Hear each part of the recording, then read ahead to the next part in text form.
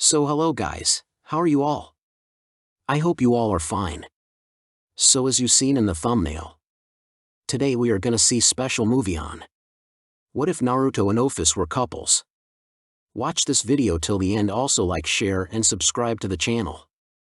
Now let's move on to the video. The moon has always been viewed as a beautiful sight, one of nature's true beauties that many would argue for. Its heavenly glow lights up the dark at night, allowing us to indulge in its presence. When one gazes upon the moon under the dark sky, they find their troubles gone, disappeared without a trace. A sense of calmness overcomes them, like a mother embracing her sad child. At least, that was how the moon was supposed to feel. Ever since the Fourth Great Shinobi War, things were never the same again.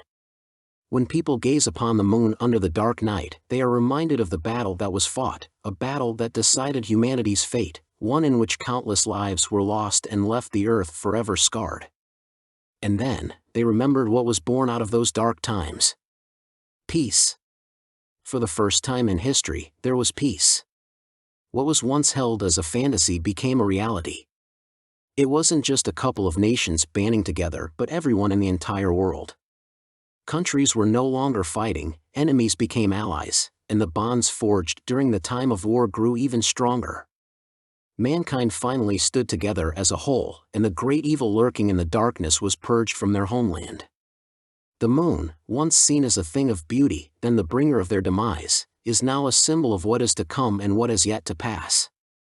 As it shone under the night filled with many distant stars, it appeared almost normal, almost as if the countless eras of bloodshed had never happened, that it had never hosted a goddess inside its core capable of wiping humanity off of the face of the earth with a snap of her fingers. It was laughable. And to all it was. Such is the paradox known as life. Unseen to even the greatest of eyes on earth, a figure began to slowly emerge from within the surface of the moon, appearing almost transparent.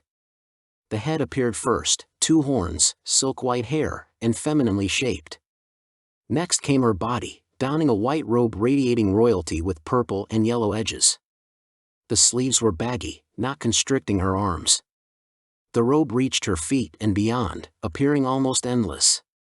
The figure opened her eyes, revealing pupilless white eyes. She stood still for a moment, as if processing something. She blinked once, and when she gazed upon the earth, her face twisted into one of rage.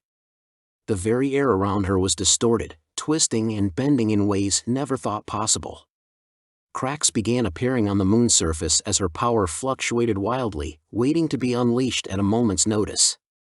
The figure was Kaguya Otsutsuki, the rabbit goddess. Or at least, that was who she was supposed to be. Now, she was nothing more but the remnants of her former self, a hollow shell left behind as a failsafe to raise the original once more should something happen. And unfortunately something, or rather 2 somebodies, did happen. The reincarnation of Asura and Indra, sons of Hagoromo Otsutsuki, her own grandsons of sorts, managed to seal her inside of a moon, just like their father and brother before them. Naruto Uzumaki of Asura and Sasuke Uchiha of Indra. The snarl on her face deepened at the mere thought of those names, those 2 boys who managed to stop her. Had they sealed her while within the earth dimension, she wouldn't have been so upset. In fact, she would have bided her time once again until she was freed. After all, time was nothing to an immortal. But therein lay the problem. They didn't seal her there, they sealed her within one of her own dimensions, a place where only she herself had access to. The only reason the traitor Obito managed to access those planes was by backtracking her own energy signature. However, with his visual powers now gone and dead, there was no one whom she could manipulate into freeing the main body. And she very much doubts the descendant of Indra would agree to help her should his eyes ever mature. Which meant all those years of planning were gone. All those years of waiting, gone. All because of a bunch of upstarts. There was no way of becoming whole again. And no way of reclaiming what was once hers. Kaguya's spirit looked down at her hands with a frown, already seeing them becoming a little transparent. With her main body in a different dimension, the link that provided her with a constant energy source was severed. The longer she waited, the weaker she'd become until she herself would disappear as well, becoming nothing more than a distant memory. Not to mention the stronger the reincarnations would become. She spread her senses out, feeling out two distinct signatures. One was halfway around the globe, the other was relatively closer. The hollow shell had no doubts that the way she was now, she wouldn't be able to beat the two of them at once, especially as she grew weaker and weaker the more she waited and exerted herself. If she was going to disappear soon, then she would bring one of them down with her by whatever means necessary. Naruto got up with a yawn and stretched wildly as the morning sun came into view, popping his limbs to relieve the stiffness in them. Turning toward the window, his face broke out into a wide grin. Despite being in a hospital gown and in an actual hospital, he really couldn't find himself to be all too upset. A part of him reasoned it was because he was so used to being put into the hospital that he just didn't care anymore. And as traditions go, a classic window escape was due soon. The sun is really nice this morning. Don't you think so, Kurama? Naruto asked no one in particular as he got out of bed, leaving it in a messy state, and began working out the kinks from within his body, starting from his feet and ending with his hands. Yes, hands. He looked at his prosthetic right arm which was wrapped in bandages, moving it around, checking the fingers, opening and closing his palm. It seems the operation was a success and Granny Tsunade managed to make sure his new arm, filled with Hashimura's cells, didn't start randomly growing trees out of it. Apparently that was how his face, Dasno or something, was defeated. The guy grew a freaking tree out of his arm, losing said arm in the process, and then some other stuff that happened which he had forgotten about. Talk about anticlimactic. Nevertheless, as he gazed upon his new arm, it felt almost surreal. The price for ensuring peace in the world had been nothing more than his own arm. During the final battle against Sasuke, Naruto had thrown his heart and soul at him and more.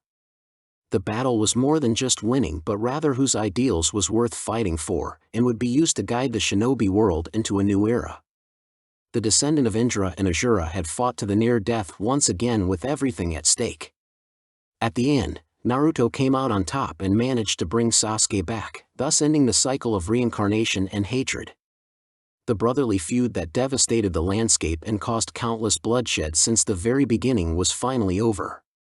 Sasuke had returned to the village, now pardoned for all of his crimes, and was traveling the world to rediscover himself. A dark and slightly demonic yawn echoed from within his mind, snapping him out of his musings and signifying that his tenant and partner was finally awake. Can you keep it down, brat? I still have several hours left to go, the recently recombined Kurama stated rather sleepily. You've been asleep for 3 weeks, Naruto said out loud with a slight twitch of his eyebrows as he went for his clothes which were lying in a neat order nearby. Your point? The kitsune shot back. I'd say this is a well-deserved vacation. Lazy ass, he muttered but still smiled nevertheless. Kurama in return muttered something incoherent before going back to sleep, snoring loudly all the while. Naruto shook his head in exasperation. As much as he wanted his partner to do something besides napping for once, even he had to agree they deserved a break, even more so since the war was finally over and the emotional roller coaster that came with it. After tossing the hospital gown away and then redressing in a white t-shirt with black pants, he quickly made his routinely window escape and scattered before anyone realized what was happening. As he walked around the village, he noticed the smiles and happy mood everyone was in, causing him to smile as well. Several greeted him with nothing short of gratefulness, something he noticed and returned. It was hard to believe it as several weeks since Kaguya was sealed and the war finally ended. Every nations, whether large or small, were still recovering from the near apocalypse and Judgment Day. The mourning of the dead had already passed, and even though there were some still coping with their lost ones, himself included, life must go on. People worldwide were celebrating, not only because the war was over but also due to global peace becoming an actual thing. The hardships each and every one went through, and the sacrifices that were made, ensured them that humanity still lives on, now more united and even stronger than ever. As he walked around the village, he could see several people from the different villages mingling with each other, chatting, trading, laughing, and jibing each other like old friends. The cycle of hatred that had plagued the world since the very beginning was finally broken. Naruto felt a pang of sadness from within him as memories of Jiraiya resurfaced, but he knew the old pervert would have been proud. No use thinking on the past, he reassured himself. After all, his godfather, he still couldn't believe the old pervert never mentioned anything of the sorts to him, had entrusted him with a legacy and he completed it and went beyond.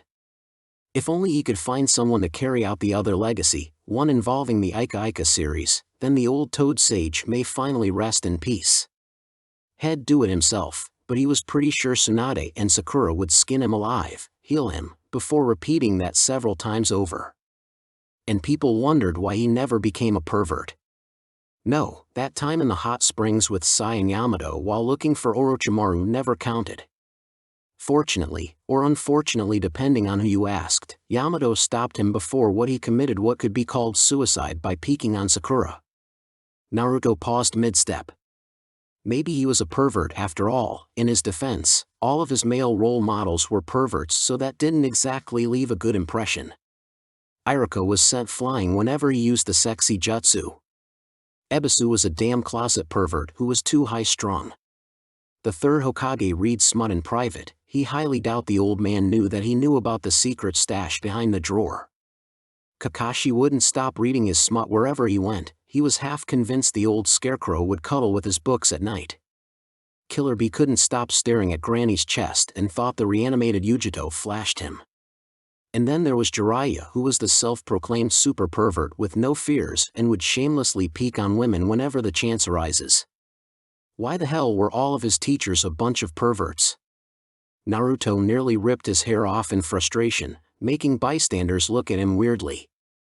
And then you went and taught the little monkey how to change into a naked girl, thus starting the trend of perverted teachers onto someone else, Kurama happily chimed in.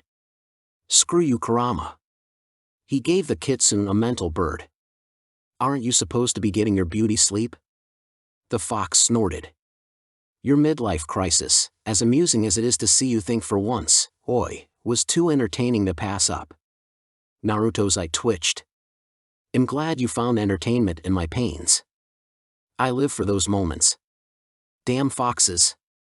Why the hell did he keep the overgrown furball again? Shaking his head, he decided to get back on track. His mind wandered to what he had to do today. With everything done and over with, and the operation being a success, he could now resume his goal of becoming Hokage. Bye, Naruto shuddered, studying. There are no shortcuts to becoming the Hokage boss. Screw you, Konohamaru. Studying is torture. Expect a box full of exploding paint and a live chicken by the end of the week. But at last, it was true. The Hokage had to be more than a genius in battle, he had to be one when it came to politics as well. One cannot lead a nation correctly by just brute force, they must be well balanced and knowledgeable in many subjects. So with a slight slump, he made his way toward the academy to begin his lessons for the day. Growl. Maybe after breakfast. Haven't had a Chiraku ramen in a while. Nodding his head at his new goal, he turned and went down the old route he memorized by heart to the place that served the best ramen in town.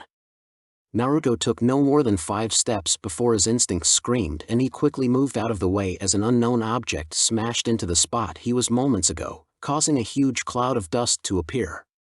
He coughed and shielded his eyes from the sudden interruption. The hell? His body tensed as he prepared for a possible fight while the civilians panicked and started seeking shelter in a hurry.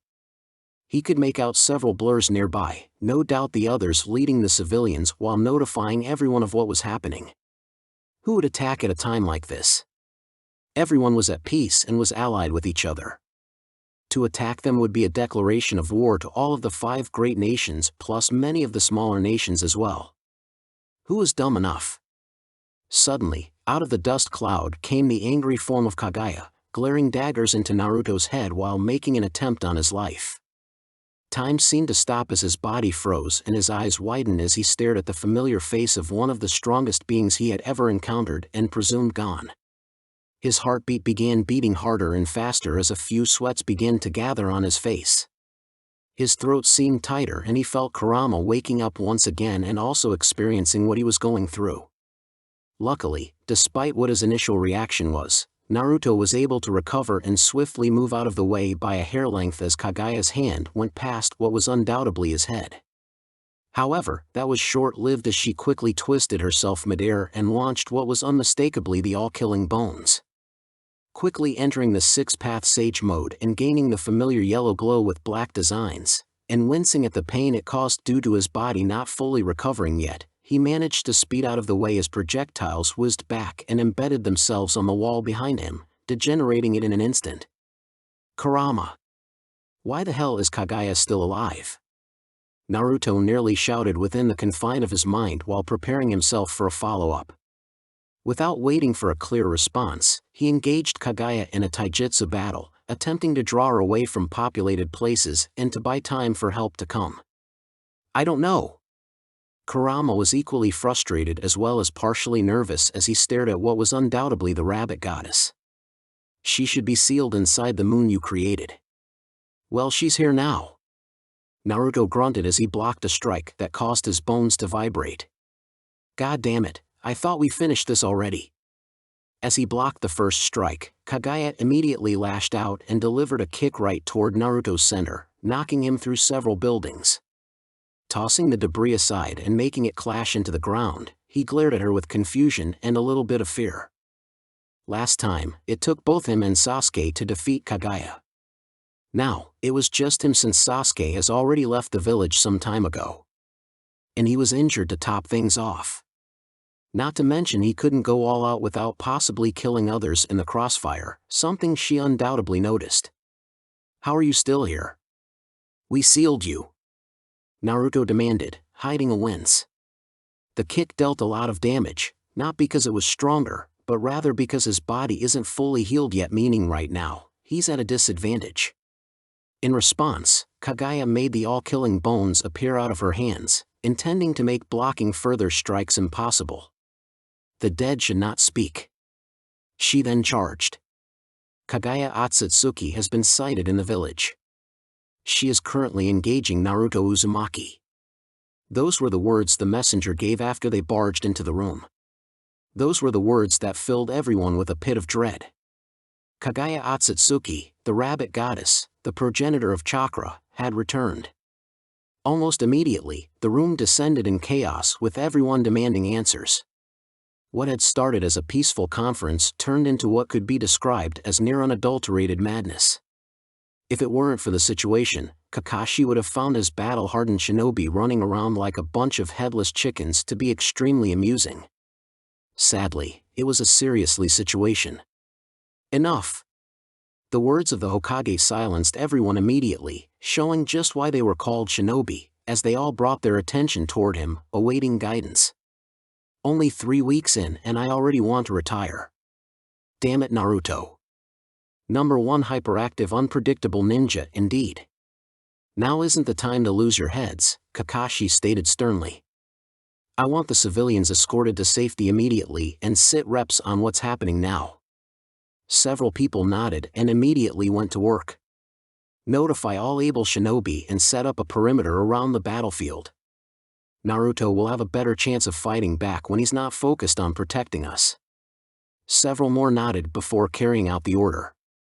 See if you can reach Sasuke. He might be halfway around the world, but I'd rather he knew of the situation and hurry back just in case as opposed to not knowing at all. They nodded. And you, Hokage-sama? Kakashi stood up, his face deadly serious.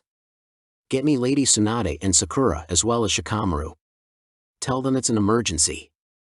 Kagaya clicked her teeth as Naruto stubbornly refused to die. Every time she struck, he would dodge and retaliate with a strike of his own, which she had either blocked or dodged. It was frustrating as the brat never stood still and always on the move. On the chance she did manage to land a blow, it would always turn out to be another one of those damn shadow clones. This is going nowhere. The battle had gone on for nearly 10 minutes and the others had arrived. The two had caused a trail of destroyed buildings and roads in their wakes, but she saw how much he wanted to avoid that.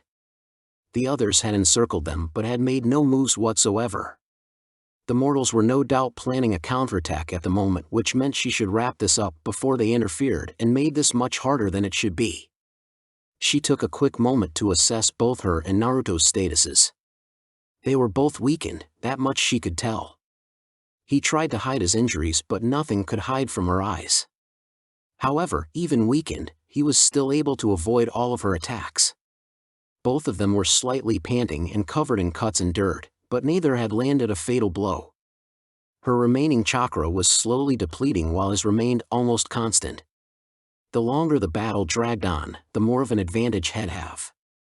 She could just use one of her techniques to rain destruction upon the area. However, memories of the fight between the main body and him told her he'd survive nevertheless, which meant her efforts would be futile.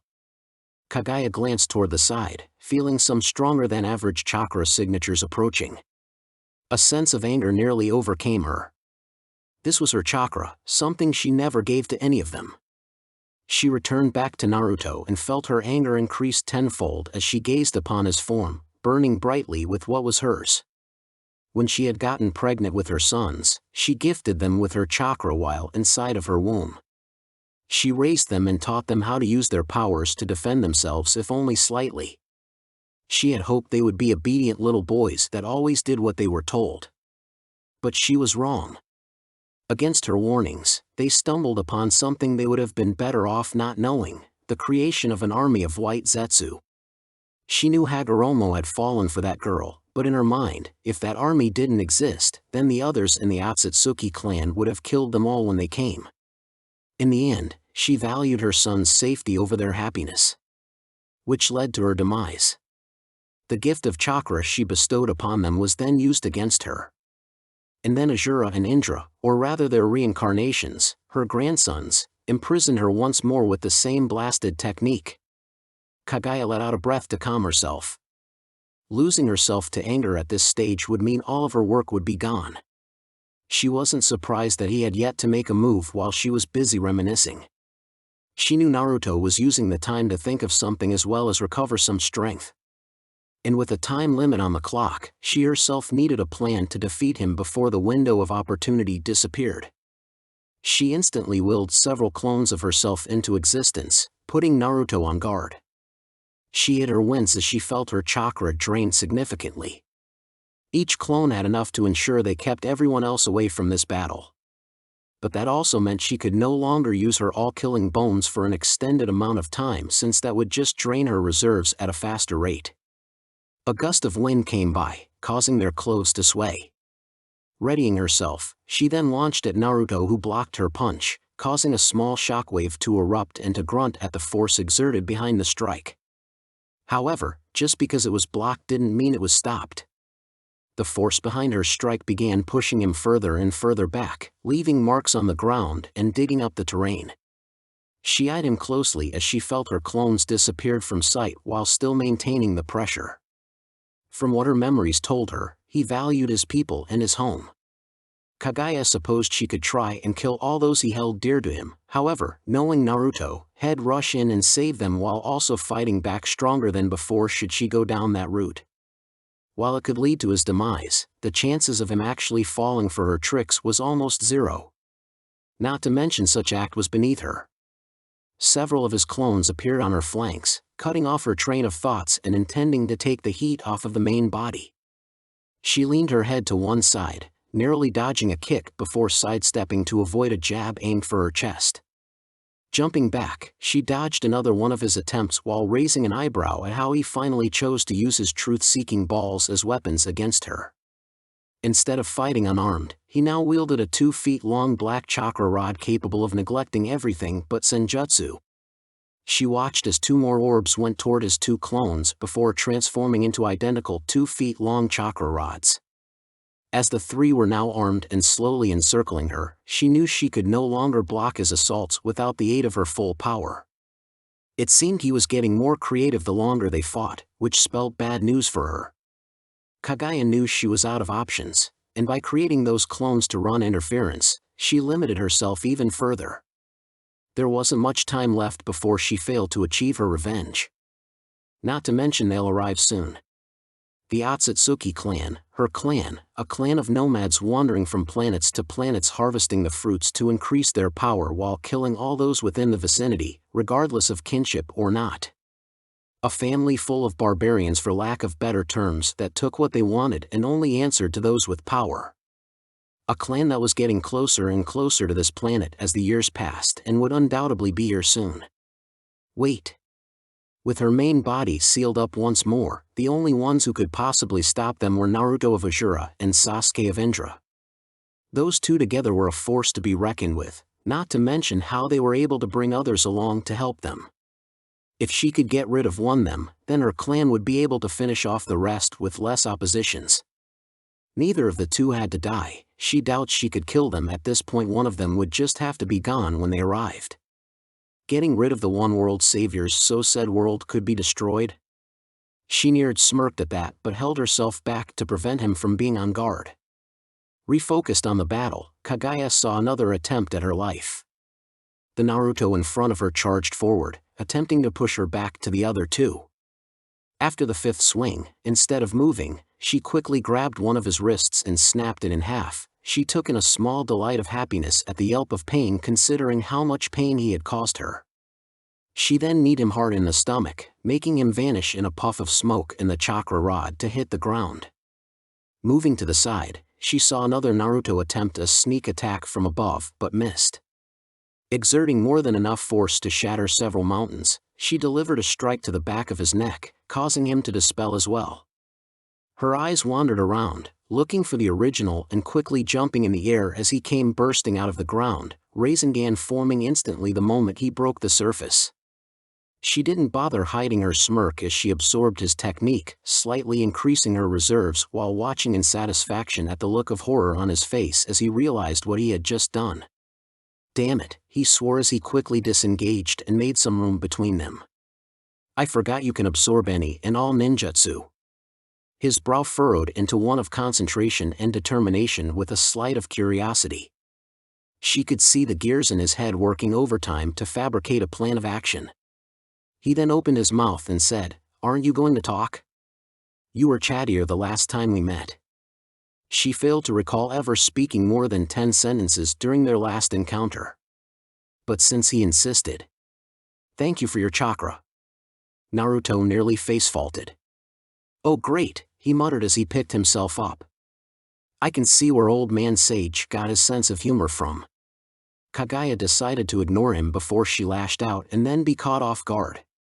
Back to her previous train of thoughts, the only way to truly achieve her revenge was to send him to a place where not even she herself would have access to. A place where Sasuke of Indra would reach him was by chance and chance alone. A one-way trip into the unknown, if you will. Or in her case, creating an unstable portal with a mind of its own. Yes. She inwardly smiled at how she'd get her revenge. With him gone and with no way of ever saving him, their world will be destroyed. That will do quite nicely. She mentally cursed as she felt one of her clones disappear thanks to a mortal with a lazy expression and black, spiky hair coordinating the attack. Her window of opportunity was slowly closing. It was now or never. Naruto eyed the still form of Kaguya warily. He had no doubt she was up to something, but he couldn't go charging in without a plan. The rabbit goddess wasn't someone who should be taken lightly, even if she was a hollow shell of her former self. Yes, Naruto realized, or rather Kurama realized, that the person in front of them was just a fragment of their greatest foe. However, even weakened, she was still as troublesome as he had remembered her to be. Their fight started in the center of the village, something that spelled doom for Naruto since he had to hold back his full strength. Even though he couldn't use his full arsenal, he made it up with his speed and reflexes when engaged in close combat. He attacked fiercely, pushing her back and giving her no openings as he led her further and further away from the village. Of course, that was easier said than done. She refused to be pushed back on more than one occasion and had no restrictions, except worldwide devastation as he had noticed. Kaguya's spirit neglected him from gaining the full advantage and made deadly usage of the all-killing bones to stop most of his attacks dead cold. This in turn caused him to push himself even further, despite his wounded state. He really hoped Granny Tsunade wasn't too mad about the state the village was in, or else he might just let Kagaya have her way with him. "Goddamn you, pervy sage. It's your fault my mind went straight to the gutter on that one. You're an idiot." "Not now, you damn fox," Naruto shouted back. "Unless you have a plan of sorts?" Kurama grunted. "Sadly I don't," he admitted, which didn't surprise Naruto. "Unless you're willing to blow this continent kingdom come to defeat her?" Of course not. There was no way he would do that when he could potentially kill his friends and countless innocents in the process. "Thought so." The blonde inwardly groaned but refused to take his eyes off of his opponent. His body has taken some damage and it still pained him to remain in his six-path sage mode.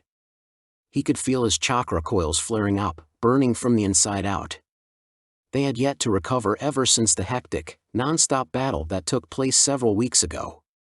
It was just like the time he first created the wind-style Raisin Shuriken, in which he damaged the chakra coils in his entire right arm to the point it was almost unhealable, which it was, to a normal being anyways.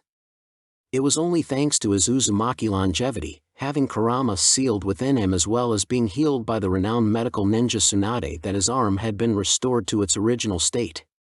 What he had done during the war, throwing several high-ranked techniques one after another and fighting for nearly a week as well as being in an empowered state for extended periods of time, pushed his chakra coils to the very limit and beyond. That's not to say Sasuke was in any better condition, but since he didn't have a tailed beast sealed inside, it just meant his recovery was longer than Naruto's. However, if Naruto kept dragging the battle out, the time it'd take for him to recover would increase as well. Why couldn't he live a normal life for once? Focus, brat.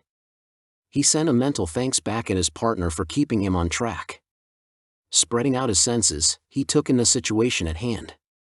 The Kagaya clones that disappeared some time ago were keeping everyone away from the battle. As much as he wanted to help his comrades, he knew he needed to have his full attention here or else she would defeat him. And if he was defeated here, the others would undoubtedly be next. That, and he took what Itachi said to heart, about placing his trust in others' abilities to pull through, to not shoulder the burden all by himself. He smirked as the Uchiha saying was correct as he felt one of the clones disappear, no doubt thanks to a lazy Nara leading the charge to rescue him. Schooling his expression, he eyed Kagaya closely.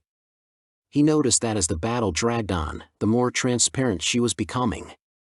At first, he thought it was the trick of the light. However, after Kurama realized the person they were fighting was not the original they sealed, and some long-winded explanation about her making a failsafe for this purpose, Naruto realized she was just a fragment of her former self. That in turn bred good news as well as bad news. The good news was she wasn't at full strength, which would have been bad for him since he was still injured. The bad news, however, was that she was still able to match him blows for blows. That just reminded him how far out of league she was compared to the rest of them. Suddenly, without any warnings, she clapped her hands together and began building up a massive amount of chakra. He watched with wide eyes as the very air around her distorted, twisting and bending as the ground was uplifted before them. Her body began fading at an even faster rate with what was undoubtedly her last-ditch effort. However, Naruto only paid idly attention as he immediately charged forward, a chakra rod in both hands. But it was too late. A purple portal opened up right between the two and Naruto widened his eyes at what seems to be an endless darkness. Cursing, he instinctively stabbed the rods in the ground, preventing the portal from sucking him in even further. He tried to free himself, but it seemed the portal was fully intent on dragging him into whatever hellhole that was placed in there. Hang in there, Naruto. If it weren't for the situation, he'd make a sarcastic remark about that entire statement. Sadly, now wasn't the time. Pumping as much chakra as his coils could handle and beyond, feeling his entire body burning up in the process, he held on to dear life, refusing to give in.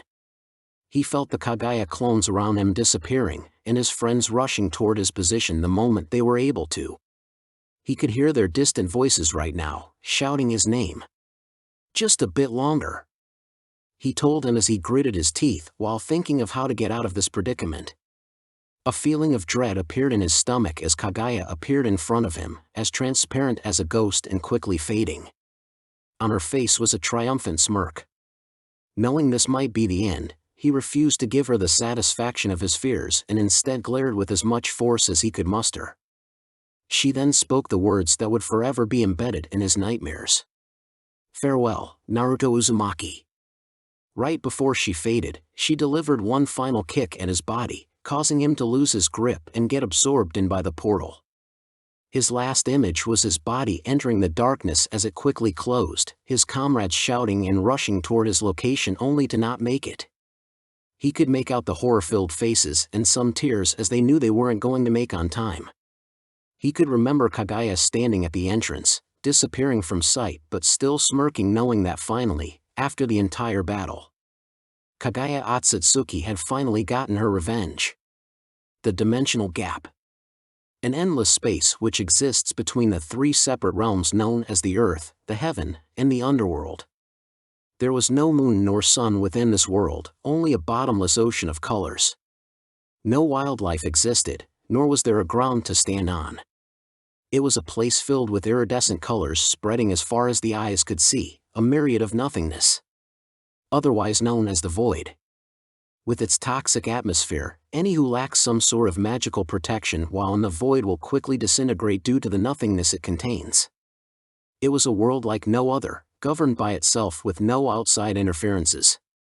While the other gods and beings waged war within their realms, no one would dare to cause trouble when in the gap, for if they did, they'd encounter something far deadlier than their greatest nightmares. Deep within the void lay the legendary duo, a pair of dragon gods whose powers had no equal. Their unfathomable strength was something that made other gods and mythical creatures hesitate before even attacking. Being within the mere presence of either would cause them to realize just how foolhardy they were for even thinking of crossing the strongest existences. Of the pair, one was born from the nothingness of infinity, the other was born from the illusions of dreams. Ophis, the dragon of infinity. Great Red, the dragon of dragons.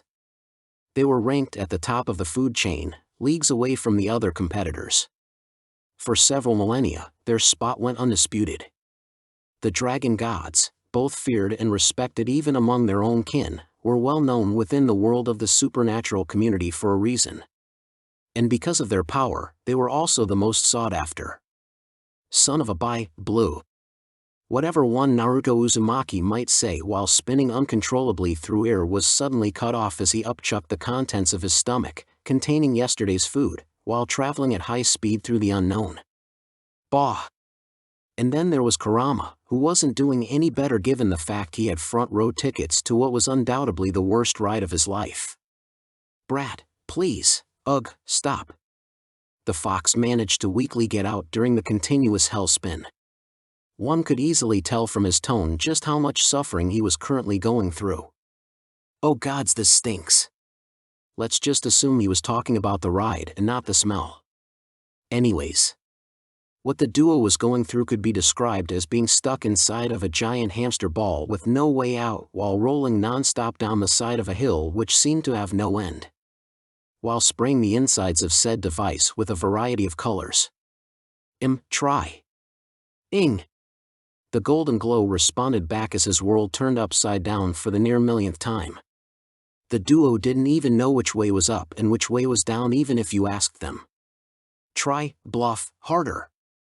This was even worse than those times he was sealed within Mito and Kushina Uzumaki while they were pregnant. He still has nightmares from the experience. Oh, the ramens. Luckily, Kurama was saved from remembering the vivid details as the sounds of Naruto's grunting echoed within the now-removed seal.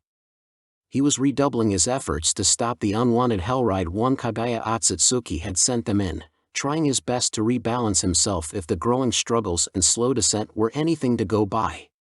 After another long 15 minutes, Naruto was able to stop himself in midair, albeit wobbly, much to the relief of the two of them.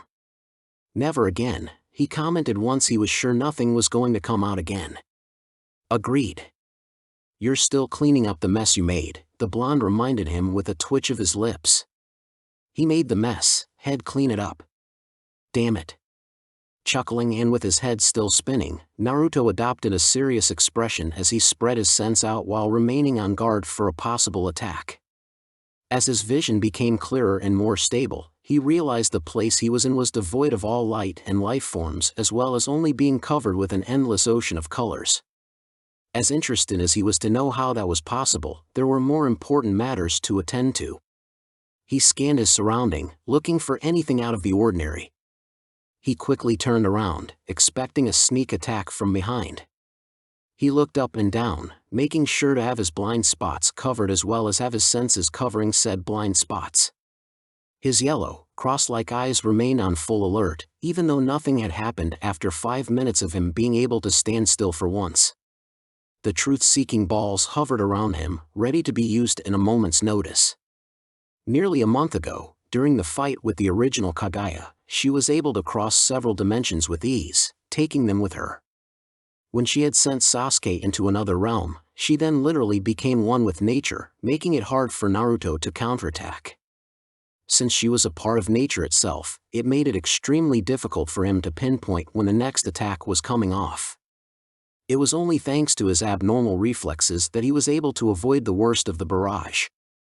While he did know the Kaguya he had recently fought was nothing more than a fragment of her true self, the fact it was still able to open a portal and send him through meant that, if it was here, it too might have merged with the surrounding environment. And in a battle, being cautious was better than being dead. In not getting anything Kurama, Naruto thought in his head, deciding to use the mental link in case she was around. His eyes continued to scan the lifeless darkness while his senses acted as an early warning signal in case something happened. He made the mistake of underestimating the spirit before and paid for it. Now, he wouldn't do the same thing twice. Same here, came the voice of Kurama who, like Naruto, was checking, double-checking, and triple-checking for any surprise attacks.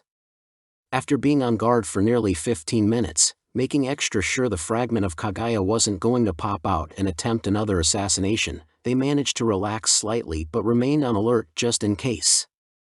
As the adrenaline from the battle began to wear off, Naruto took a moment to assess his current situation now that they weren't in any imminent danger. Kaguya Otsutsuki, or at least her spirit, had managed to achieve her revenge by sending Naruto into nowhere. While she was executing her plan, her body had become more and more ghost-like if the theory Kurama had about it being a sign of how much chakra she had left to spare was correct. And if that's the case, then that meant the moment she created the portal, she up and forfeited whatever time she had left. That would explain why there's no sign of her here, Naruto pointed out, remembering how Kaguya had been disappearing like an actual ghost right before the portal closed. He let out a breath of air at that, feeling slightly better after confirming Kaguya wasn't going to jump out and attack him. Yes, but that also means we have no way of going home, Kurama pointed out with a grimace while swaying his tail back and forth irritably while inside the seal. Well shit. Naruto didn't bother trying to hide his groan as he decided to sit down on the so-called ground. Great, just great, he muttered out while holding the sides of his head. This was just his luck. This is exactly like the time me and Sakura got stuck in that parallel world. Kurama remembered that rather clearly. Good old Madara aka Obito created a rather complex orb with unknown power and used it to transport Naruto, and by accident Sakura, into a parallel world in which he planned to steal the power within Naruto which would undeniably kill him. Not to mention that in said world, the Naruto there, or rather Menma, was being controlled to build an army to help absorb the power of the Kyuubi. The Kitsune still couldn't believe Naruto was able to regain his memories and defeat Menma by looking at a scroll that was curled up in the size of a Rasengan. That just goes to show how weird his partner's life had been. Looking at a paper scroll gave memories and powers that came from who knows where. But back on the topic, what are you gonna do now? Kurama inquired while cleaning up the mess he had unintentionally made. He was pretty sure there was an old broom and dustpan laying around somewhere in here. I don't suppose you can create interdimensional portals now, can ya? The blonde replied back while lifting his head up a bit. Wincing, no. Putting his head back down, I thought so. And to make matters worse, he couldn't even feel his connection with the other tailed beasts back home. and if he couldn't feel his connection with the other tailed beasts, that meant there was no way of contacting the toads since he and the Biju could communicate without the need for a physical plane. Which meant reverse summoning was out of the question. Naruto, currently in Kurama mode with Senjutsu now to keep some sense of awareness due to the current strains on the six-path sage mode, released a sigh and raked a hand through his hand. During the war, each and every one of the Biju had given him a portion of their powers to use. Afterward, Old Man Sage proposed Naruto to be the stage pointing for whenever any one of them wanted to hang out and talk but were too far away thanks to the markers they left him in. That way, they could keep some form of contact even when halfway around the world. And boy did they use it. A chuckle escaped his lips as he remembered the weekly talks and fun times he had with Gaara and Shikaku and many others when using that link. If the damn Tanuki wasn't so stubborn, both he and Kurama were convinced the raccoon would have rejoined with Gaara by now. Releasing a bitter smile, he decided to lay down on the ground with his hands behind his head, staring out into literal space with a single thought plaguing his mind. I wonder how they're doing back home. Gray eyes looked on with curiosity, as well as with a hint of annoyance, as she drew closer to the yellow glow several miles away, her purple dress swaying through the non-existence air. She had felt his power the moment he had entered the void, and she must admit, the power rolling off him was unlike anything she had ever felt. The energy, unless she was mistaken, was similar to the chakra of the yokai, but she had never known it to be this dense nor wild, not to mention how limitless it seemed to be. It was like a bottomless ocean that was constantly raging, waiting to burst and explode from its confinements. And then there was the senjutsu he had, which was on a league of its own. That had both interested and slightly frightened her. A being who mysteriously appeared in her home with a power that might even rival her own. An unknown entity whom she had never heard of before, and trust her, had she known, she would have snatched him up in an instant, never mind whose power she had never felt. A wild card who might just help her achieve her one true goal. To get rid of Great Red from within the void so that she may return to her eternal silence. That was more than enough of a reason for her to approach this strange being who powered down a bit some time ago. Now standing a few feet away from the unknown who was currently laying down with a distant look in his eyes and had yet to notice her, she took a moment to observe his appearance. He has 3 whisker marks on each of his cheeks, almost symmetrical to each other. His clothing consisted of a t-shirt and pants with a pair of sandals. Tied to his forehead was a headband with a strange symbol engraved on a metal plate. Yellowish-orange, ethereal flames covered his body from head to toe and, surprisingly, didn't seem to burn anything at all.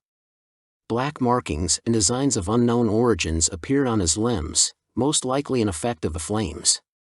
Looking closer, she could see how the strange energy manifested itself into what she could recall as a full-length Haori. The best she could do to define the ethereal glow was comparing it to aura. Each mythical creature, upon reaching a certain stage, could manifest an aura of sort when they were charging up, a show of strength if you will, or to prepare for an attack. She herself, for instance, could manifest a purple shroud with flame-like characteristics whenever she called upon her power. The true dragon on the other hand had a dark red shroud surrounding his body whenever he flared his power. However, that was where the difference ended. Unlike hers, this was more than just a simple shroud. Simply put, she could feel another being in it, almost like it had a mind of its own. A sacred gear perhaps? With the biblical god dead, mutations had been known to happen throughout the decades, such as non-human being born with a scared gear, so it's possible that the one he could be wielding may very well be one of the 13 Longinus. If that's the case, then it meant he must be very close to mastering its powers if what she felt were anything to go by. It was strange. She had never heard of a Longinus user with this degree of proficiency who was also capable of wielding, no mastering, chakra and senjutsu and had the power to rival herself or the Apocalypse Dragon before. Oh well. Not that it mattered. As long as he was willing to help her, she wouldn't care what he was or had. Deciding to make her presence known, she spoke her first words after observing him for the past 10 minutes. Hello. Earlier. It'd been several minutes after that revelation had sank in. There was no way of returning home. Following that revelation, and knowing he wouldn't be attacked, He had daydreamed about Konoha, how he might never return, what the people there might be experiencing, and what could have happened had he not hesitated to end the fragment of Kaguya. Suffice to say, his mood plummeted. I'm sure everyone is fine, brat.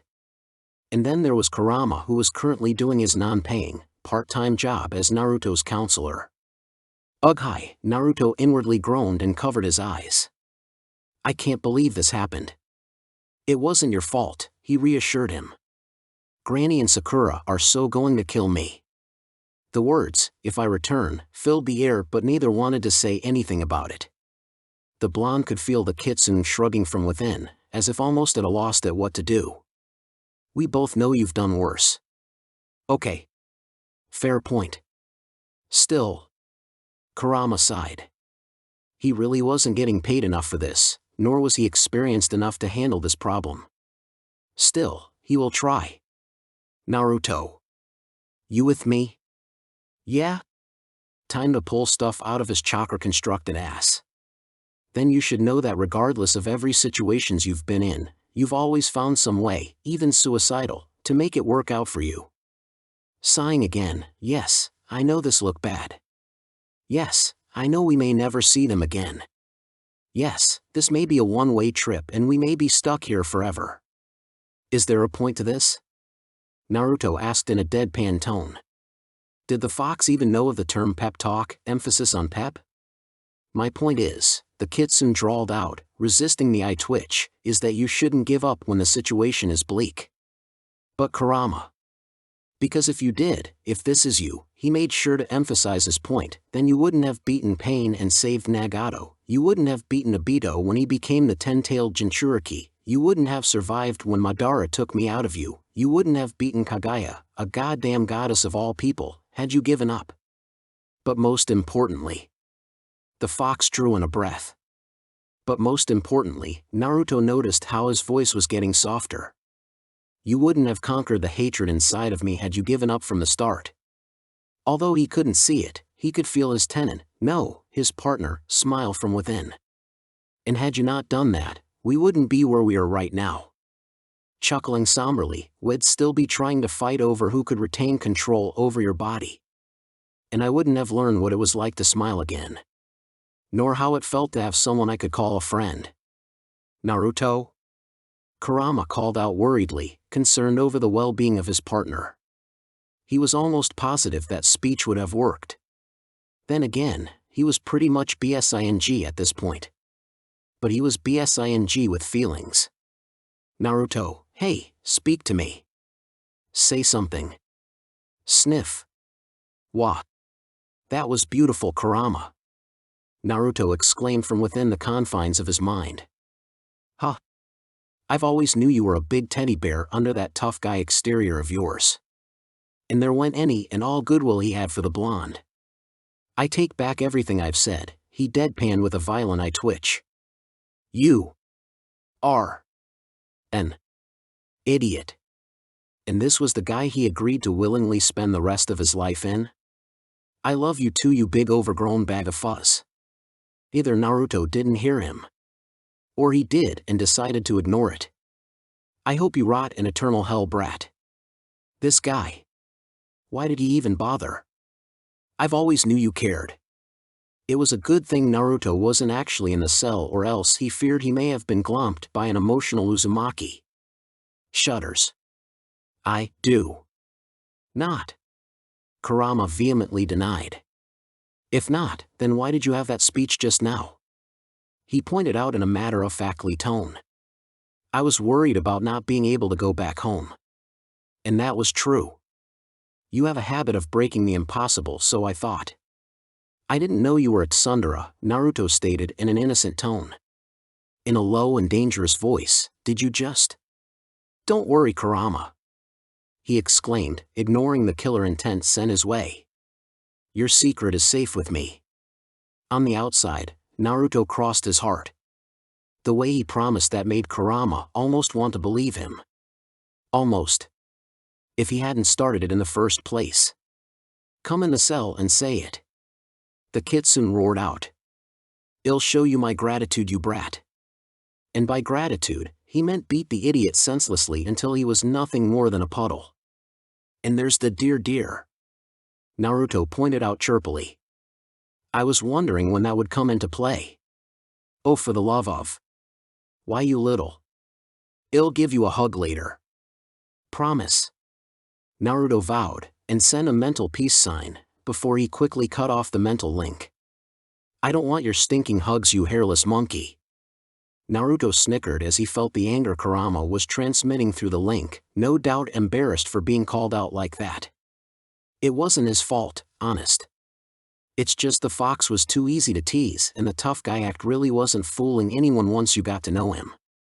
That, and the blonde made it his job to pull the sticks out of everyone's asses, his partner included. Said partner sent another wave of anger through the link. Staring into the void, he would admit that, all joking aside, the kitsune, his partner and someone who he was very grateful for, made a very good point about him not giving up when things were looking bleak. Yes, he wanted to give up.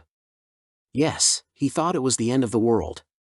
Yes, he might not see his friends again or become Hokage.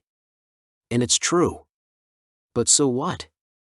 Back when Obito was evil and was the Jinchuriki for the Jubi, he had shaken Naruto's resolve to the point he almost considered stopping right there so that no one else would die. And Naruto would have, had it not been for certain individuals who managed to snap him out of his funk and remind him of just who he was.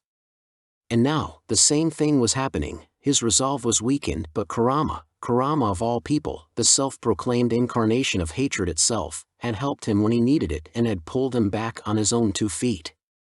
So yes, while it's true he might not be able to return home, he knew that if the others saw him in this sorry state, they would have pounded some sense back into him, especially Sasuke, who might literally pound some sense into him.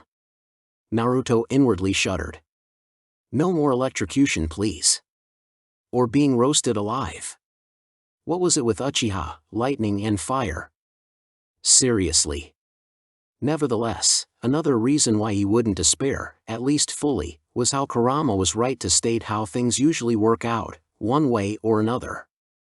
While it's true he might be stuck here, knowing him, he could either eventually find a way home or learn to love the new world he's in just like he did back home despite the rough start.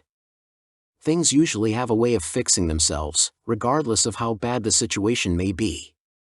For instance, how else could he explain the fact he finally got to meet his parents when all he had to do was almost release the seal containing the strongest Biju who wanted to destroy humanity just because he went a little berserk?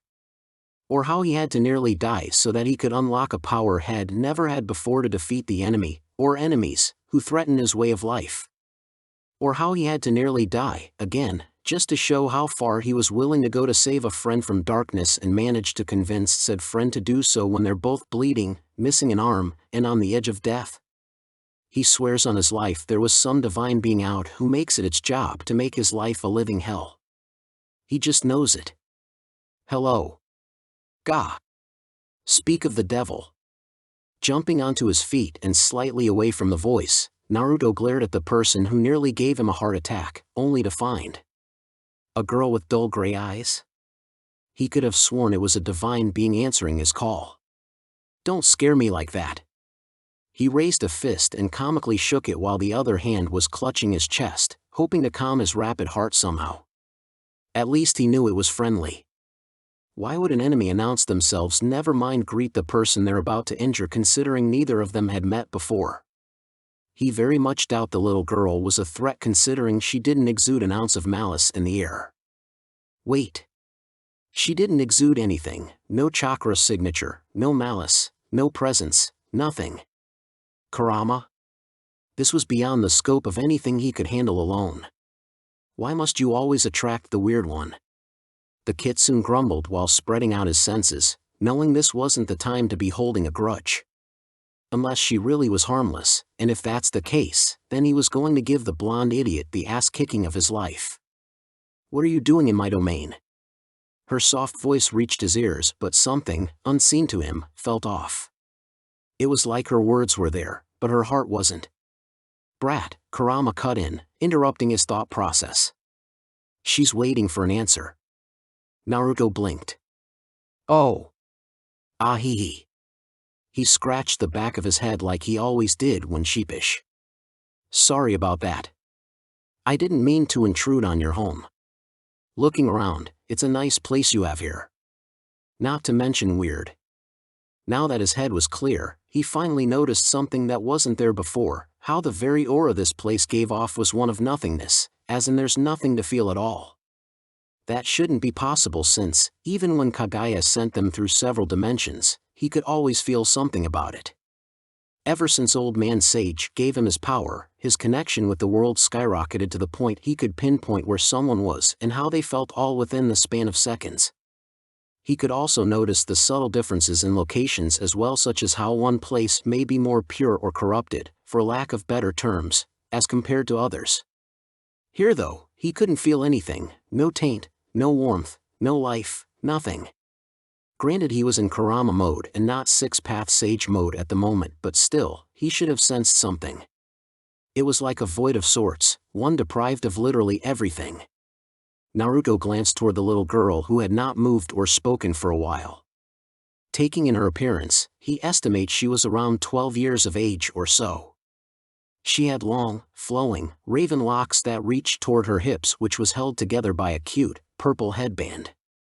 She was wearing a purple Gothic Lolita dress that reached her knees with white designs at the rims along with a pair of white shorts and black flat tops. But the real question here was, why the hell were there X-shaped tapes covering what was obviously her modesty? Seriously, what sort of irresponsible parents would do that to their... Are you done yet? His partner sighed. The two of you have been staring at each other without neither one noticing for the past 5 minutes, he helpfully pointed out, hoping it would clear up some confusion. They were like two peas in a pod. Pot, meet kettle, you're both idiots. Kurama snorted at his own joke. Anyways. Hello? You there? Naruto waved his hand. You're sort of staring at me. This was just awkward. You think? Not now, damn it.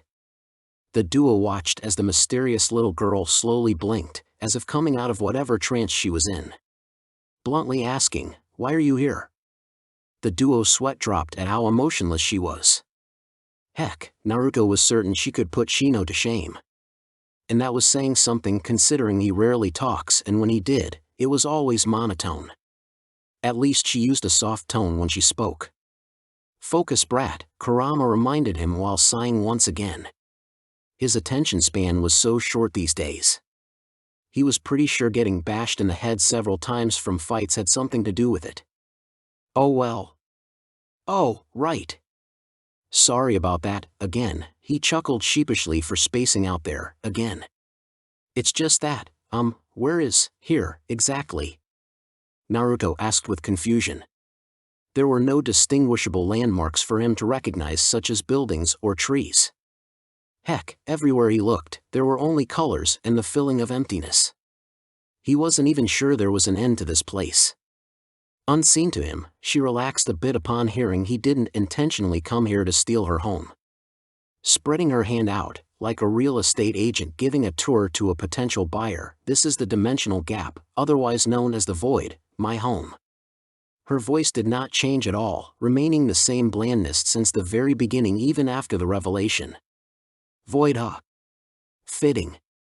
I see. Naruto nodded his head as if it finally made sense. I have no idea where I am.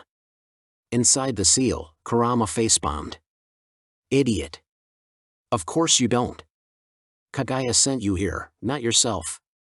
With practiced ease, he ignored the living mass of hatred inside his mind. Oh gosh, that sounded so weird. Normal life, that's all he ever wanted. He was so caught up in his thoughts that he didn't notice how the mysterious girl had closed the distance between them and started circling him like a piece of artifact to study. He was freaked out, naturally, due to bad experience with previous maniacs.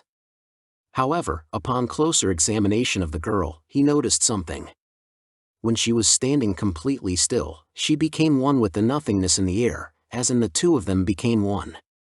However, now that she was moving, and he was focused on her, he could see how he had missed sensing her before. While she didn't actually give off an aura of sort, aside from one alike to the surroundings, she did have her own unique feel to it. The best example he could come up with was like a small insect standing on top of water. If the insect was still, there were no ripples or vibration to be seen on the surface because there are no disturbances. However, when the insect starts moving, one can clearly see the ripples it caused and how uneven the water could be. Of course, that's if you paid close attention, since that insect was, say, in the middle of a lake or an ocean. The same applied in this situation. The girl had blended into the natural, or unnatural, surroundings, which made it extremely difficult for Naruto to sense her. Not that he could sense anything from her aside from nothingness, unless she was on the move, and that's only if he's paying attention to the slight changes around him. Talk about scary. The pair shivered at how, if she was the enemy, she could have killed him without him ever noticing anything before it was too late. Poke. Oh oi. Would you cut that out? Naruto squeaked as she started prodding him like a scientist would to a specimen. He really hopes this girl isn't like Orochimaru. Or have snakes. Why did they always want to eat him? Are you a god of sorts? Blinking at the sudden question, he mustered a smart, eh? Inside the seal, Kurama blinked, since he too was caught off guard by the question. The girl nodded, as if she figured something out. Demigod then. Wah, no! What the hell? Why did she think he was a god? Baha. You a god? Oh my spleen. Kurama's laughter echoed from within his mind. Naruto gained a tick mark. What's that supposed to mean, you overgrown flea bag? Knew nothing, ha. The kitsune roared before rolling around on the ground, laughing all the while. The brat as a god? Oh, by the sage, he could already imagine the amount of new laws and regulations involving ramen of all things taking place. Free Ramen Tuesday. Ramen as tribute. Death to all other food. Or how he would make it mandatory for everyone to wear orange just because he could. Suffice to say, Kurama wouldn't stop laughing anytime soon. Naruto silently clicked his teeth. Stupid fox. Oh? She raised an eyebrow in reply, wanting him to elaborate further. Am not a god or demigod. Kurama's laughter increased in volume, or whatever. Pointing toward himself, inhuman. Inhuman. Those words echoed within her mind as she had to once again reevaluate her opinion of the being in front of her. He was a human with the power to maybe even rival her own. A powerful being from a completely different realm, one of which wasn't affiliated with any of this world's factions. A being who apparently had something sealed inside of them, unlike a scared gear, something she had been trying to figure out whenever the chance arose. There were two separate entities within him, each with their own different signature, but at the same time, they were the same. No, not the same. It was more accurate to say they mixed. Interesting. Could you really blame her for prodding him earlier? It's not every day one gets to see someone with so much power packed into them. Observing him closer, she noticed the cut and scratch marks all over his body, most likely recent and probably the cause of him ending up in her home. Because his arms were hidden from view before, she now saw how his right arm was wrapped in what seems to be bandages. His pupils were cross-shaped, something she had never seen before. He was tall, most likely around 58. His hair was spiky, but what caught her interest was how the cloak of his made what seemed to be two yellow, flame-like horns on his head. It was strange. Based on his appearance, she originally believed him to be a new god of sorts, most likely one of yokai. And yet, he claimed to be human, not that she didn't believe him. Any divine being emits a, for lack of better terms, divine presence of sort when in the area. This was so others would recognize just who they were. It's also very handy when controlling masses as well as gaining new followers, since the people would feel as if someone really were looking out for them. That in turn bred more faith and thus increased their own power. This human before her did in fact emit a presence, but it wasn't divine upon closer examination. It felt like nature. But he can't be a nature god, for not even they would deny godhood, especially when their powers grow to such proportions. Denying one's godhood would be akin to denying your own identity. While it won't mean much to others, to divine beings, it meant people would lose faith in them. And if they lost faith, then their source of food and power would dwindle to the point they would stop existing. Demigods, on the other hand, had no such needs. However, of all the demigods she could recall, none could match his description, even more so when all of them knew of the void and had been given strict orders not to enter it, rogue or otherwise. And if they were rogue, their own religion leaders would have struck them down before they could ever set foot here. Given that, she really had no choice but to believe him to be human.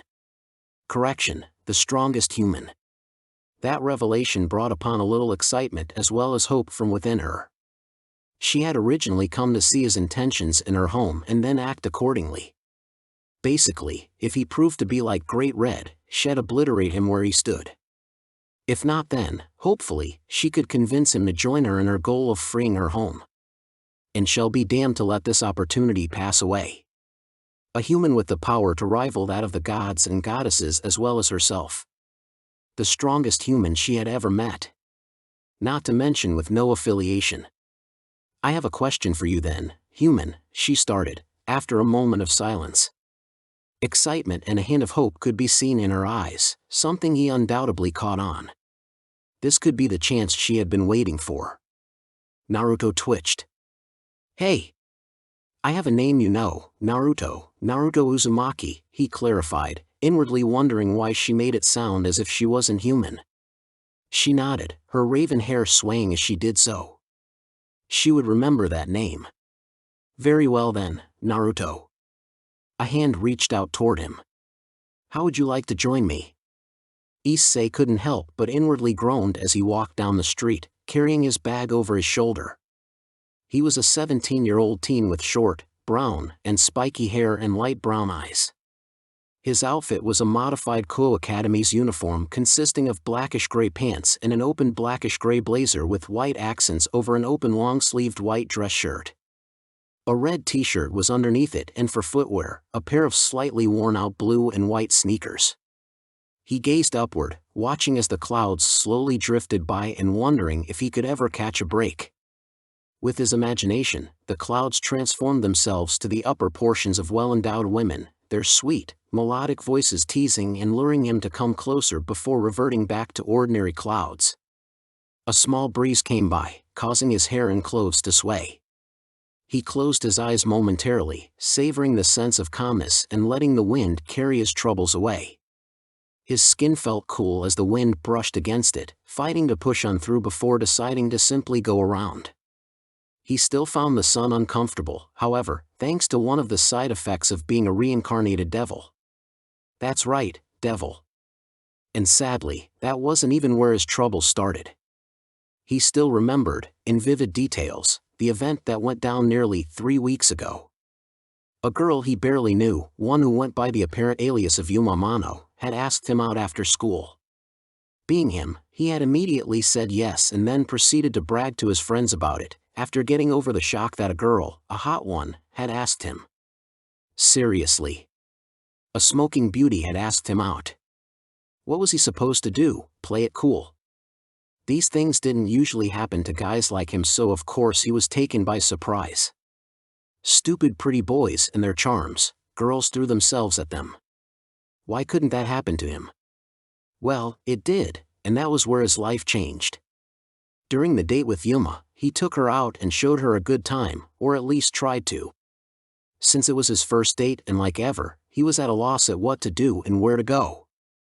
Before they had gone out, he had tried asking his 2 friends, Matsuda and Motohama, for advice, but, well, since they were known as the perverted trio at Kuo Academy where the girl-to-boy ratio was around 3-to-1, one could easily guess how popular they were with the ladies.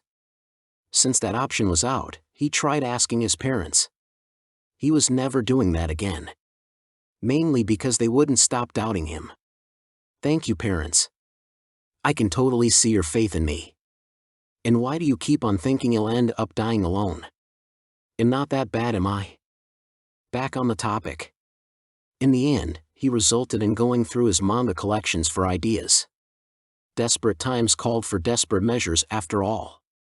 The funny thing was that his manga collections helped him even more than his friends and family did. It was depressing to think that was how his life was. Anyways, When the day of the date with Yuma came, they decided to meet up near the mall district. She was wearing a short black dress which added more to her image of innocence and sweetness, as well as a light purple jacket with black accents, hugging her frame and making her much more attractive. He remembered her beautiful smiles, the way she laughed, which was music to his ears, and how his heart was beating faster and faster just by being around her as they went on their date. Near the end of shopping, he bought her a pink bracelet as a symbol of their time together. Afterwards, they went for ice cream and he watched her eyes sparkle to life as she ate, his food nearly forgotten in favor of being mesmerized by the goddess in front of him. Eventually, he managed to snap out of it long enough to finish his serving before it went to waste. With their dessert finished, it was nearly sunset and they headed toward the park for the finale of their date. As they came closer and closer toward the fountain in the middle of the park, their hands touched and it sent a ting of electricity throughout his body. He remembered taking that leap of faith and holding her hand, delighted beyond belief that she didn't pull away. When the fountain was close, she went forward, her hands slipping out of his grasp. He would have thought about the missing warmth of it if it weren't for how the amber sun almost made her glow as she stood in front of the fountain, casting this divine image of beauty. She stepped toward him, her violet eyes sparkling from the evening sun and the silky raven locks swaying ever so slightly, asking if he could do something for her using that sweet voice of hers. Of course, he immediately said yes, promising to do whatever she wanted. And that was when things took a turn for the worst.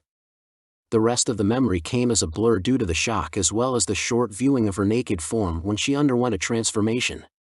However, he still remembered those words, the words that would change his fate forever. "Would you die for me?" Yuma Amano, or rather the fallen angel as they were called as he was taught later on, the girl whom he had liked, created a spear of light and stabbed him with it. He didn't remember what had happened besides laying on the ground and bleeding to death, but he did recall wishing to die in the arms of a beautiful girl. He remembered the flyer he had picked up earlier glowing as a figure emerged from it, almost as if answering his call. And that was how Rias Gremini, one of the two beauties of the school, showed up and then proceeded to offer him a second chance by reincarnating him as a new devil. Issei sighed as he continued walking. Since then, his life had been one hell ride, no pun intended, after another. The following week was full of confusion as he wondered why nobody could remember Yuma, almost believing and agreeing that he had dreamt her up. As he walked into the park where he last saw her, he was attacked, again, by a fallen angel and nearly died, again. After the second time, he got to meet the devils of the Occult Research Club, which consisted of Rias Gremini, Akino Himejima, Yudo Kiba, and Kaneko Tuju, who were all popular, who then proceeded to explain the whole devil business he was a part of. From then on, had been adjusting to the devil life while also trying, and failing, to earn contracts from humans so he could advance in rank and finally have his harem. Yes, as a devil, once had reached a high enough level, he could form his very own harem. He couldn't help the perverted giggle that escaped his lips. Are you okay?" his companion asked. He had forgotten she was even there. She was a petite little thing that barely reached his chin. She had long blonde hair and green eyes that, coupled with her cute face, radiated an aura of innocence. She wore a dark teal nun outfit with light blue accents, a white veil with a blue trim over her head and a brown satchel slung on her right hip. A pair of brown boots occupied her feet and a silver cross necklace hung around her neck. "Yeah," he exclaimed quickly, not wanting her to know what he was thinking about. "Sorry about that," Issei replied sheepishly back to the cute Italian nun whom he had met a couple of minutes ago, one of which he promised he would show her to the church while getting to know her along the way. What he did manage to learn was she had a sacred gear just like himself, only hers deal with healing others as far as he knew, unless his could do something like that as well. She was also a very kind-hearted individual who would treat others nicely, regardless if they were a devil or not, which was how she got kicked out of the church and ended up here in Japan. Though he couldn't help but feel there was more to the story considering how she looked and sounded while talking about her sacred gear, something she claimed to be a gift from God. While he didn't push, he did wonder why he felt weird when he caught sight of her holy cross around her neck. "Look!" Her voice snapped him out of his musings as he followed her instruction. There's the church. Issei nodded as he gazed upon the building. Yup. That's the church all right. The only one we have actually, he trailed off, idly wondering when the church had opened again. Last he heard of the place was when they were shutting it down.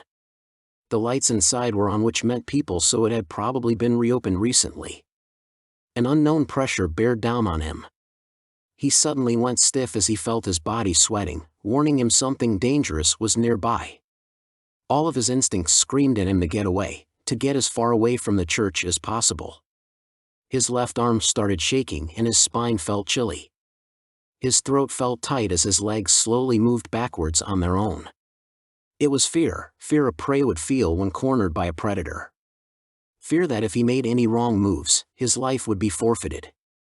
Fear that, as a devil, if he got any closer to the church, he'd die.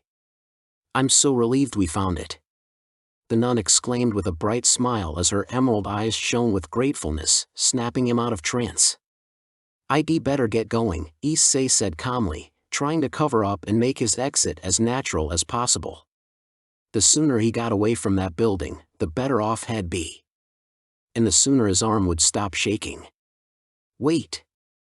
Sadly, it looked like he wouldn't get that chance. I want to thank you for helping me. Would you like to come in for some tea? She asked politely, wanting to repay him for his kindness. A devil and a nun walks into a church to have a cup of tea. No, just no. Had likely died before that happened, probably by some random third-party interference. Today was turning out to be a mess and it wasn't even noon yet. Sorry, he replied back as gently as he could. But I really have to get going. He didn't want to deny her, really. But that place would be the death of him if he went in. She seemed distraught for a moment before brightening up. It was still very sweet of you to help me.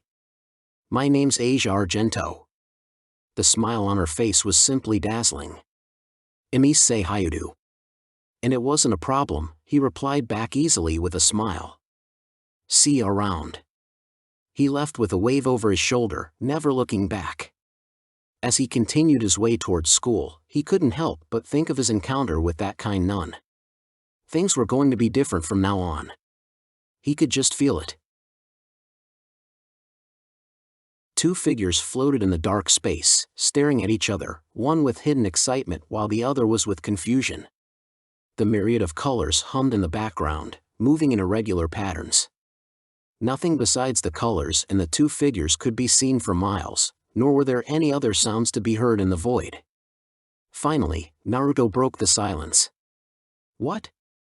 He blinked owlishly at the offered hand, wondering what a little girl such as herself would need his help for. You do realize she's not exactly normal, right? Came the ever-so-helpful commentaries of Kurama. Naruto mentally shrugged.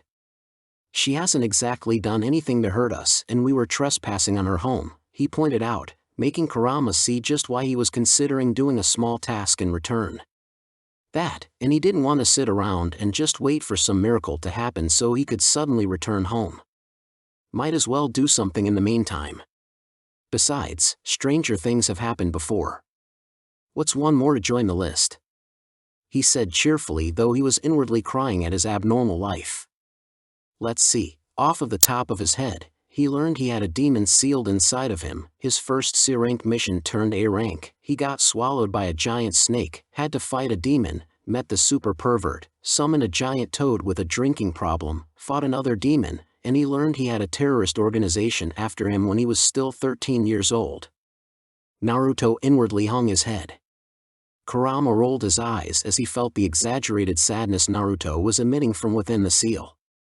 How the idiot had managed to last this long was a mystery he wouldn't be solving any day soon. I want you to join me. Came her simple bland voice that reminded him he wasn't alone and snapped him out of his faux misery. Recovering, join you? Naruto asked the little girl in front of him with a raised eyebrow. Her raven hair swayed as she nodded. Yes. She had retracted her hand a few moments ago, after seeing how he didn't jump at the offer. The blonde scratched the back of his head with golden arm. Sorry, he started off, but I have no idea who you are or why you would want my help," he said, and hinted as to why he hadn't provided a clear answer as of yet. He wasn't going to help someone without learning who they were or why they needed help in the first place. If it was back to when he was 13, then yes, he would have offered his assistance without asking a single question. However, after witnessing what the real world was capable of, he knew he should at least obtain some information before accepting. Naruto knew he was naive, and he still is, albeit less. However, nowadays, it was mostly by choice. The one who managed to save the world wasn't someone who allowed realism to control him. No, the one who saved the world was someone who understood how reality worked, how cruel it could be, and would still stick to his beliefs regardless of how idealistic they were. If sticking to his beliefs, being called naive, was what it took to save the world and save his friends, he would gladly do it all over again for as long as the world needed saving. That was just how he was. Back to the situation at hand, he noticed her gray eyes lighting up in understanding, most likely already figuring out what he wanted from her. Her posture straightened a bit and her eyes stared into his. "I am Ophis, the infinite dragon god." Naruto nodded slowly as the girl gave him her name. "Infinite dragon god?" he mused. Interesting, definitely better than Scarecrow and whatever Orochimaru's henchmen had. He didn't pay much heed to it because titles were just that, titles.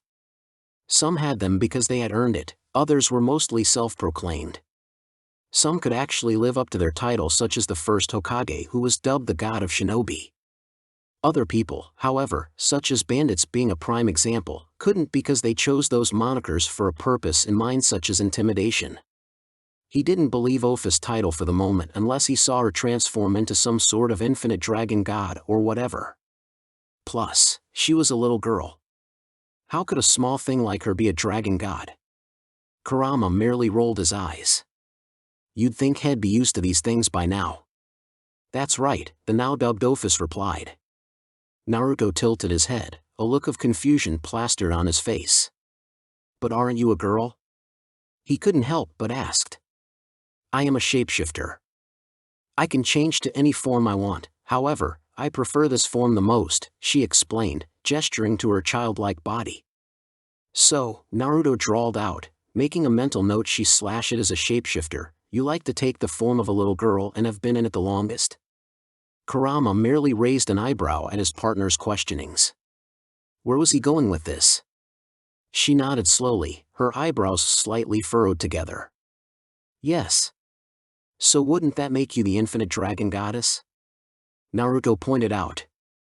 It made sense if one thought about it. God referred to a male and goddess referred to a female. Since Ophis had been in a little girl form the longest and prefer it, she should change her title from god to goddess so people wouldn't be confused. The duo watched as Ophis became unresponsive and her face unreadable. "I think you've stumped her," Kurama pointed out matter-of-factly after not hearing from her for several minutes. "Oops," came his oh-so-eloquent response. Was he not supposed to do that? "I see," she started off slowly after her brain finally rebooted itself. The duo's sweat dropped. Shaking her head to clear away that revelation, nevertheless, Ophis started, "I require your assistance in completing a personal task of mine."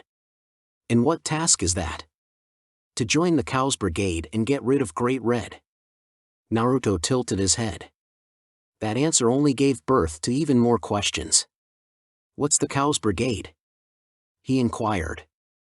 "The Cow's Brigade is an organization formed to help me achieve my dream, a world of silence." He raised an eyebrow in response, though he was inwardly frowning. Those words sounded so familiar to him. "What do you mean by a world of silence?" "To tell you would require me to start from the beginning of where this begun," she stated. After seeing his nod, she continued, "Very well. As you know, this place, the Void, is my home and has been for a long time. Back then, I've always had this place to myself. The vibrant colors, the endless space, and the presence of silence were all mine and mine alone. And I suppose this all changed when this Great Red showed up?" Naruto asked neutrally, trying to connect the dots himself like how Iruka, Kakashi, and Granny had taught him. Ophis nodded. "Indeed. I had left this place for some time, wandering endlessly across many realms in search of anything of interest. From the great halls of Asgard to the ninth circle of hell, I searched. But I could not find any. She shook her head at the last part. When I had returned home after my long journey, I saw my home being occupied by another being. Great Red, the dragon of dragons, in place of my absence, had claimed this place for himself, she said with a small frown and tone of disdain. Could you not have asked him to leave? I mean, it is your home after all, he asked curiously. Her face remained impassive, but he could have sworn he almost saw her snorting. I have tried, but Great Red is nothing more than an immature brat whose only care in the world is to perform ridiculous, aerobatic stunts, and have deemed my place as the only suitable dimension for it. Naruto's sweat dropped. What the hell did he get himself into this time? Seriously, this sounded like something out of an old fairy tale. A princess requests help from a distant hero to drive the evil dragon off of her home. Only this time the princess is a dragon, and the evil dragon that he is to fight sounded like a stunt devil who had yet to reach puberty. Kurama roared in the background with laughter. Shut up, damn it. Rescue a princess from a literal dragon, check. Blah. Put a sock in it, you overgrown hairball. The kitsune only laughed harder. Naruto breathed in, then breathed out. Head, get back at the peanut head later. And because he refused, you created this Cow's Brigade? She nodded. What can you tell me about them? He inquired. Might as well know who he might possibly be working with in the near future if he chose to accept this task. The Cow's Brigade is composed of creatures with unique abilities. The organization had been around for centuries, with the numbers steadily rising. Devils, fallen angels, and humans make up the majority of the members there. All have pledged their aid and power in removing Great Red from my home when the chance arises. In return, I granted each person a blessing of my power for them to use as they pleased. Kurama stopped laughing and joined Naruto in staring at her unbelievably. What?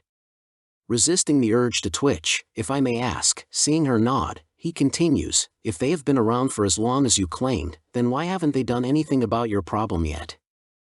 Naruto inquired as calmly as he could while making a mental note that she is not as young as she appears to be.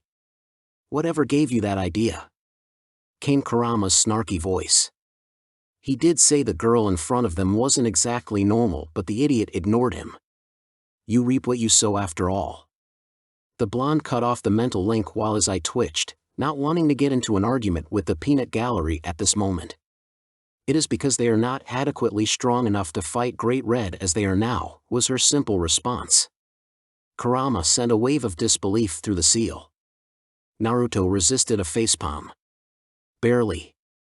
Even he wasn't dumb enough, not after the sessions with his 3 tormentors, he means, teachers, to not miss how the so-called Cow's Brigade has only been using Ophis for their own benefits as well as never intending to fulfill their promise to her. While he himself would never break a promise, he knew he couldn't say the same for others. A verbal response could easily be taken back as well as be misleading if done right. In other words, they knew what Ophis wanted to hear, told her that they were there to help, and once they got accepted by her, they would then receive power to do whatever it is they pleased. And he doubted the Cow's Brigade was full of pure-hearted people. It sort of reminded him of the Akatsuki before it was disbanded. Nagato, Konan, and Yahiko could be compared to Ophis in a way, being the original leaders of their own respective organizations with a non-evil goal in mind. However, as time moved on, the original purpose of their group changed into something more corrupted thanks to certain individuals manipulating them into their bidding, eventually turning the once pure organization into something akin to a terrorist group. You do know they're just using you, right? Naruto asked, hoping she did realize what they were doing. So imagine his surprise when she nodded.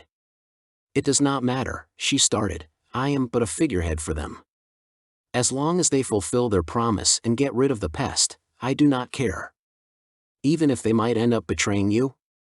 He pointed out, hoping she would see reason. Sadly, she shot that down. I am one of the strongest beings in existence. They wouldn't dare, she stated blandly as if saying a fact.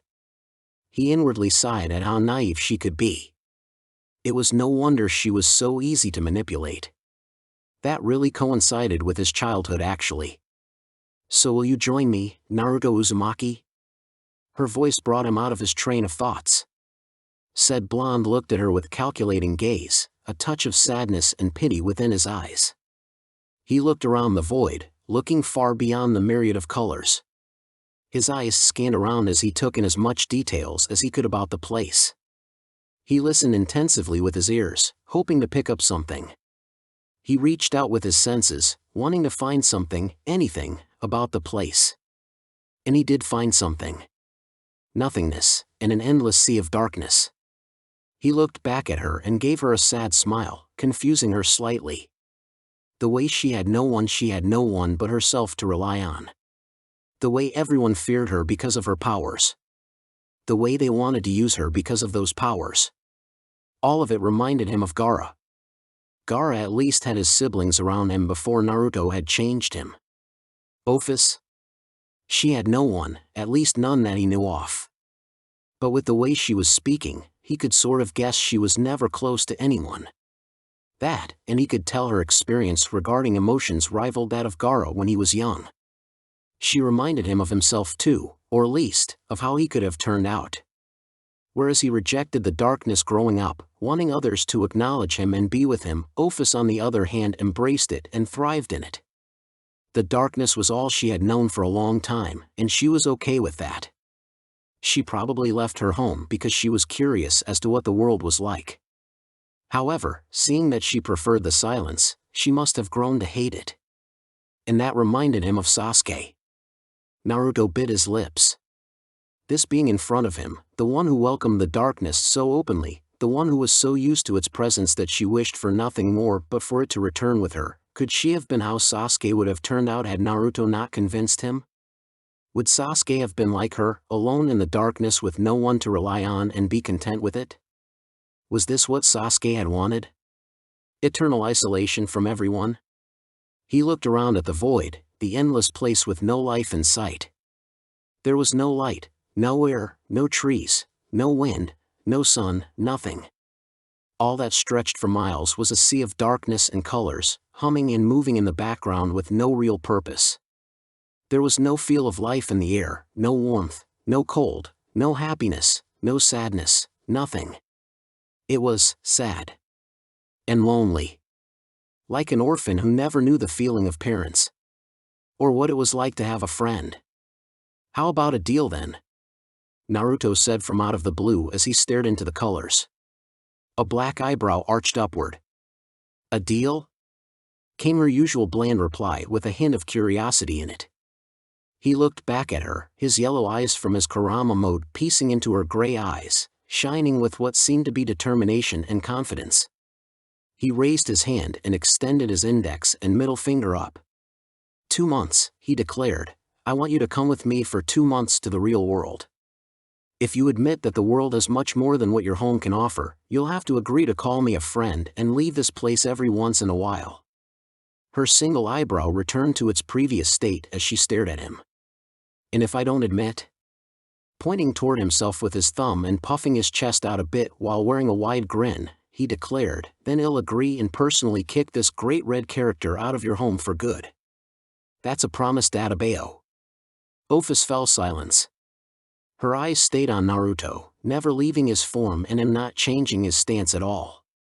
His golden flames licked away at his skin, turning into wisps of fire crackling under the moonlit night.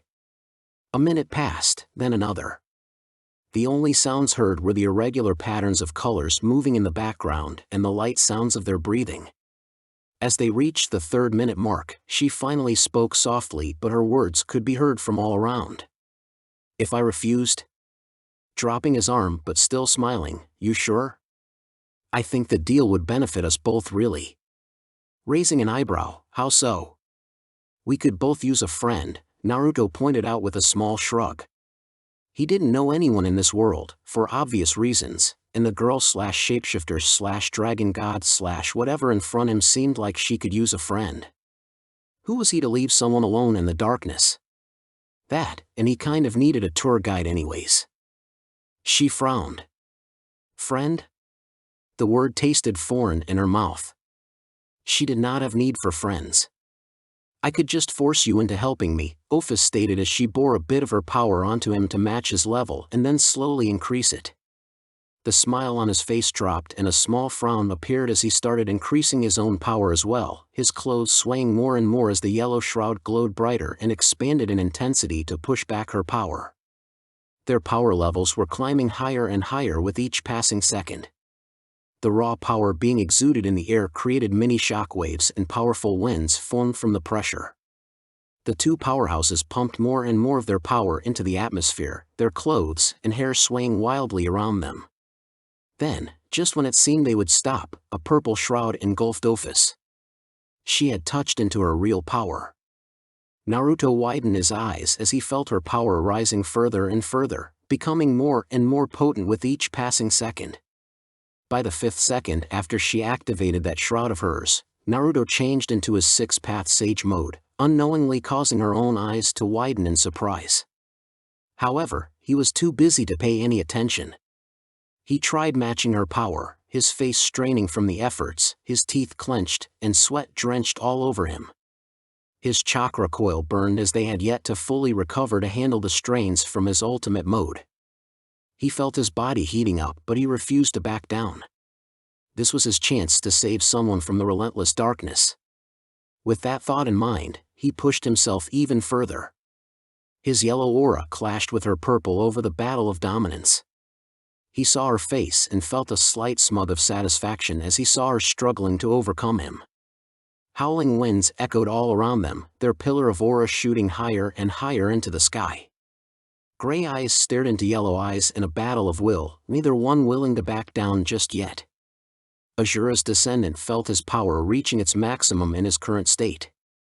He was injured, he wasn't fully recovered to use 6th-path Sage mode without the aftereffect. Had they done this a month or so later, he would have been fully healed, enough that he could match her and possibly exceed her in terms of raw power alone. 1. Naruto couldn't help but inwardly wince. Looks like her title as Infinite Dragon God wasn't for show after all. Enough. It was Ophis who broke their verbal silence. And with that, the presence that dominated the void disappeared as if it had never happened. The dragon god stared at Naruto with newfound respect. She had only meant for the display of power as a mean to assess whether or not he had to will to back up what he had stated. She had seen so many people stand before her, making demands and offering deals. They came before her wearing a face of arrogance and eagerness, believing they could control her into agreeing to their terms.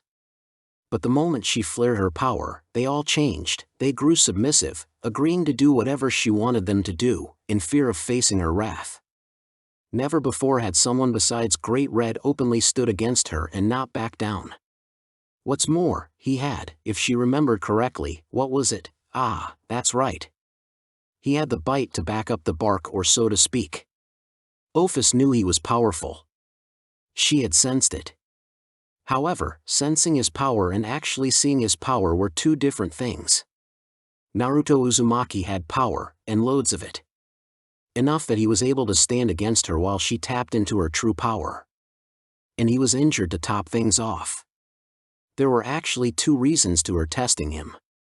The first was as mentioned before, she wanted to see if he had the will to confront her. Had he succumbed to her like many before her, then the deal would have been nulled. He could not have forced her into agreeing to join him in the outside world if he couldn't back up what he claimed. The second part, however, was due to her own curiosity. As also mentioned earlier, she had sensed his power, but it wasn't the same as seeing it.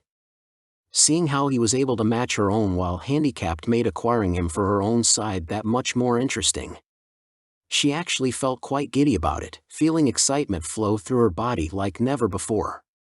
The feeling was foreign, but she paid it no heed as the test actually brought a sudden revelation to her. Should she try and fight him as they are right now, she might win, yes, however, she would have been critically injured during the process. She might then be able to convert him to her side, but they would have to wait weeks if not months before they could face the Dragon of Dragons. And that was assuming she could win as well as him actually listening to her, which she knew for a fact he wouldn't. Since he openly stood against her with no fear, she could tell he would never obey her should she force him into it. Naruto Uzumaki would have run at the first chance of freedom, and then their possible alliance would be non-existent. That was not something she wanted, especially from someone with the power that rivaled her own and could help her. Since the forceful route was out, the diplomatic route was all that was left. He had offered a deal with her, one of which required her to stay in his company for 2 months while in the real world. Should he win, which was unlikely, she'd have to call him a friend and leave her home dimension every now and then. However, should she win, he himself would personally kick Great Red out of her home. The options in front of her were this: if she forced him, they'd have to fight, and the result could either be him agreeing to help her or escaping at the first opportunity he could. And that was if she won. On the other hand, Naruto Uzumaki, she spoke out after a moment of silence, watching as his eyes narrowed slightly. The terms of your proposal is that I spend 2 months of my time in the outside world with you, correct? 2 different routes. One offered a chance result, the other a fixed result. Yes, he nodded and said cautiously. And if I admit I like it better than my home, I would have to agree to being your friend, she said the word uncertainly. However, she continued, if I dislike my time there, then you'd have to uphold your end and promise to get rid of Great Red. Am I wrong? Naruto shook his head. No. That's right. It was a no-brainer. Ophis nodded. I agree to your terms. A western dragon with a horn on his snout stared off into the distance in the direction the power surge had come from, his yellow eyes boring into the void.